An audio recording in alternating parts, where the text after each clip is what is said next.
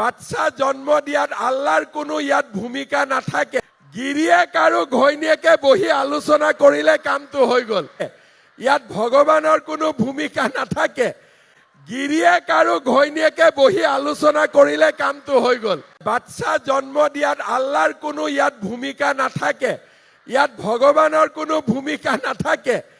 গিৰিয়েক আৰু ঘৈণীয়েকে বহি আলোচনা কৰিলে কামটো হৈ গ'ল। ইয়াতে আল্লাহৰ কথা নাথাকে। তো কিছুমানে মূৰত বুজাই দিছে যে বাচ্চা আল্লাহ দিয়ে। আল্লাহ দিয়ে, কিন্তু আল্লাহ তেনেকে নিদিয়ে। আল্লাহ আমাৰ ঘৰত আহি বাচ্চা নিদিয়ে, ভগৱানে ঘৰত আহি বাচ্চা নিদিয়ে। আমি বিচাৰো কাৰণেহে আমাৰ ঘৰত বাচ্চা আহে।